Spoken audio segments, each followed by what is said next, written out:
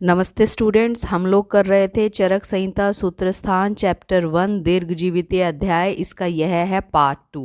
देखिए, सबसे पहले है द्रव्य का वर्गीकरण, वो भी प्रभाव भेद से। द्रव्य कैसे वर्गीकृत होते हैं?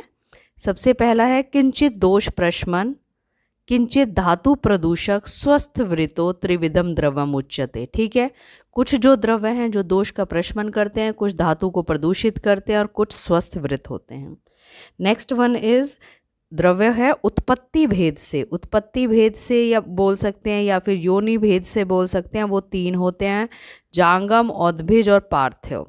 ठीक है, जांगम द्रव्य हो गए जैसे कि देखिए मधु हो गया, पित्त हो गया, वसा, मज्जा, रक्त, मांस, मल, मूत्र, चर्म, शुक्र, हड्डी, ये सब कुछ तो जांगम द्रव्य में आ गए। ठीक है, पार्थिव द्रव्य क्या आ गया? जितने भी मेटल्स हो गए वो पार्थिव द्रव्य में आ गए। औद्भिज द्रव्य में, औद्भिज जो द्रव्य होते हैं वो चतुर्विधम। इसकी जो कोटेशन है काफ़ी बार आई है, ध्यान से सुनिए। देखिए ये क्या है? सबसे पहला है फले वनस्पति, वर्ड आ जाता है डैश वनस्पति। वनस्पति क्या होता है? जिसमें सिर्फ फल लगते हैं। दूसरी कोटेशन है पुष्पे वानस्पत्य फलेरपि। वानस्पत्य उसे बोलते हैं जिसपे कि पुष्प और फल दोनों लगते हैं। तीसरा हो गया औषधया फल पकांता। ठीक है, डैश फल पकांता औषधया। फोर्थ वन इज प्रतान विरुद्ध है, मतलब जिसकी लताएं होती है उसे एक प्रकार से विरुद्ध कहा जाता है। तो नेक्स्ट क्वेश्चन आ गया औद्भिज द्रव्य के ग्राह्य अंग कितने होते हैं? वो 18 होते हैं, जिसके अंदर देखिए एक अलग सा भी वर्ड है कांटे। कांटे भी ग्राह्य अंग में आता है। कांटे हो गया, भस्म हो गया, ठीक है, शुंग हो गया, कंद, परो, ये तो आते ही हैं। तो अब नेक्स्ट आ गया एक प्रकार से मूलिनी द्रव्य। देखिए मूलिनी, फलनी द्रव्य, इनको कैसे करना है? मूलिनी द्रव्य मतलब मूल नीचे का, छोटी चीज़ है ना, मूल नीचे होती है तो नंबर छोटा होगा 16। फलनी द्रव्य फल ऊपर लगते हैं तो नंबर बड़ा होगा 19। ठीक है, अब मूलिनी द्रव्य की बात करें तो मूलिनी द्रव्य को आपको कैसे करना है? देखिए जो 16 मूलिनी द्रव्य हैं उसके अंदर शिरो विरेचन के लिए दो द्रव्य हैं। ठीक है, शिरो विरेचन के लिए कौन कौन से? श्वेता और ज्योतिषमती। ज्योतिषमती को ही मालकांगनी भी बोलते हैं। तो शिरो विरेचन के ओनली 2 द्रव्य हैं मूलिनी में। ठीक है, वमन के लिए 3 द्रव्य हैं। वमन के लिए कितने? 3 द्रव्य। कौन कौन से? क्षणपुष्पी, बिंबी और हेमवती।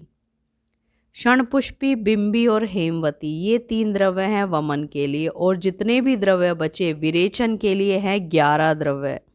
विरेचन के लिए कितने द्रव्य हैं? 11। ठीक है, उसके बाद देखिए आइए फलनी द्रव्य। फलनी द्रव्य कैसे होते हैं? फलनी द्रव्य में क्या करना है? देखिए जब मूलिनी द्रव्य में शिरो विरेचन के 2 थे तो इसमें एक कम हो गया। शिरो विरेचन का एक ही द्रव्य है जिसे बोलते हैं पृथक पुष्पी। वहाँ पर वमन के 3 थे। ठीक है, यहाँ पे वमन और साथ में एक और वर्ड आया आस्थापन वस्ती। वमन और आस्थापन वस्ती, इन दोनों के लिए फलनी द्रव्य होते हैं 8 फलनी द्रव्य होते हैं। बहुत आसान है। जो ये होता है ना, इसके लिए मैंने एक कोटेशन बताई है, मजई धकु कृत। मैं जय ई ध कु कृत। मैं से क्या बन गया? मदन फल।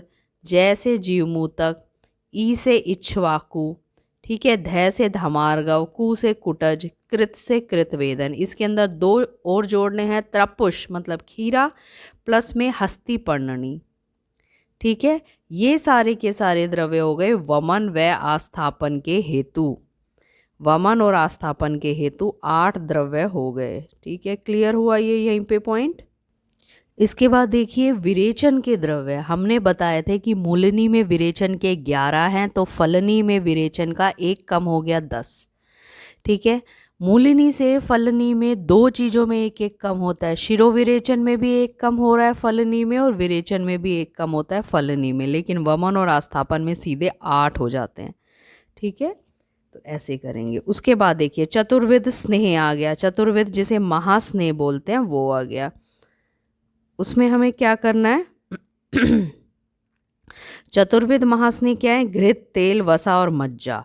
तो ये क्या करते हैं? इसकी कौन कौन सी चीज़ों में ये प्रयुक्त होते हैं ये ध्यान से देखना है। पान पीने में, अभ्यंग, अभ्यंग मतलब अभ्यंजन भी बोल सकते हैं। वस्ती और नस्य, 4 चीज़ें दी हुई हैं। पान, अभ्यंग, वस्ती एवं नस्य, इन 4 में चतुर्विध जो महास्नेह हैं वह प्रयोग में लाए जाते हैं। नेक्स्ट क्वेश्चन आ गया 5 नमक। वो सिंपल है, सौरवचल, सैंधव, विड, औदबिज और सामुद्रिक।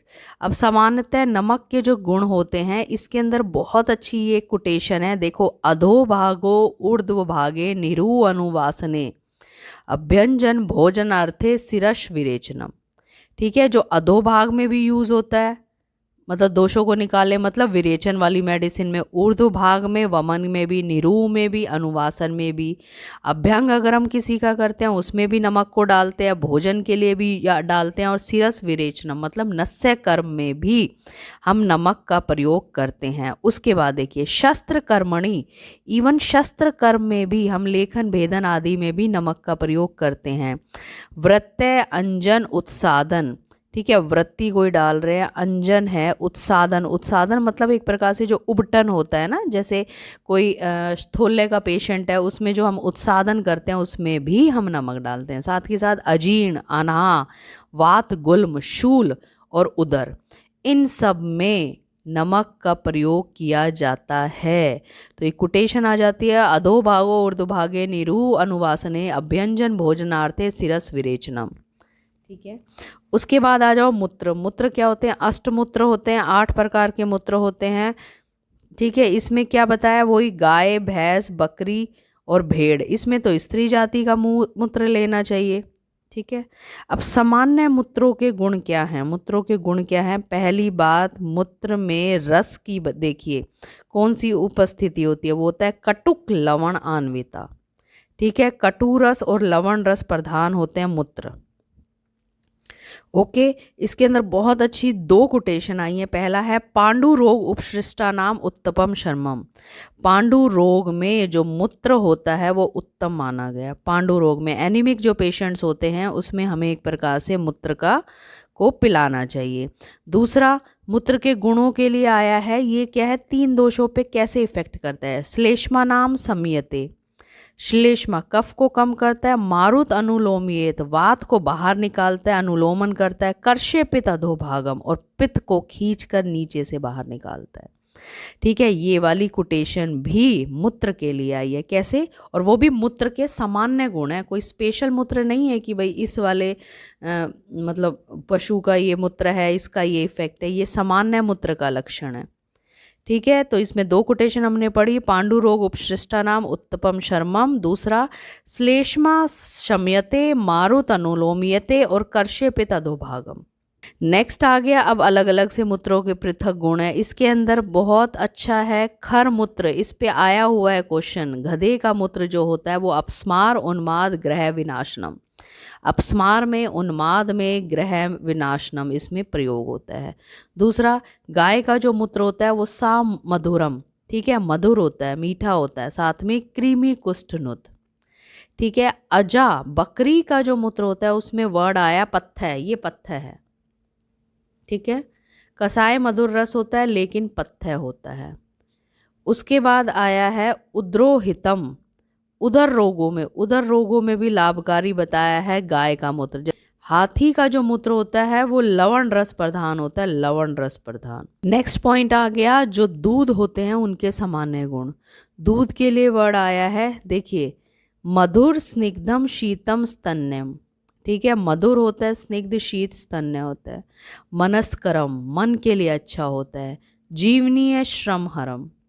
ठीक है, ये बहुत अच्छी एक और कोटेशन आई है, देखिए, सर्व प्राण भृता सातम्य, मतलब सभी प्राणियों के लिए एक प्रकार से सातम्य होता है, क्या, दूध।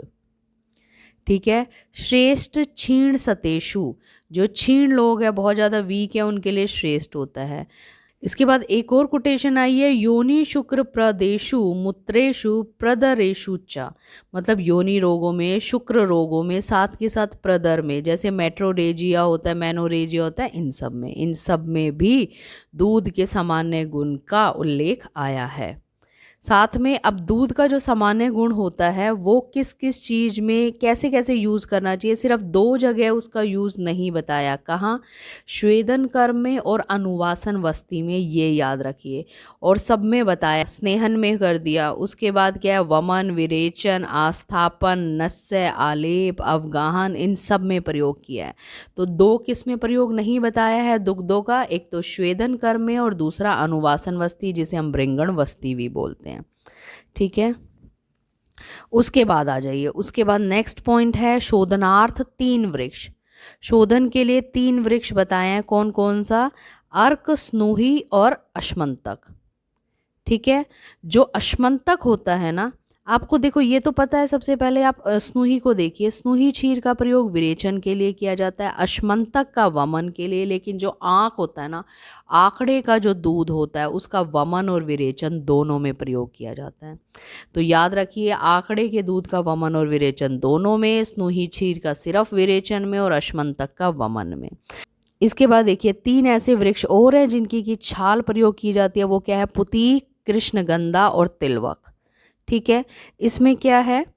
अब देखिए पुतीक और तिलवक, ये 2 जो है, पुतीक और तिलवक, इनका तो विरेचन कर्मों में प्रयोग किया जाता है। देखिए लिखा है विरेचन प्रयोक्तव्य, विरेचने प्रयोगकर्तव्य पुतीक तिलवका।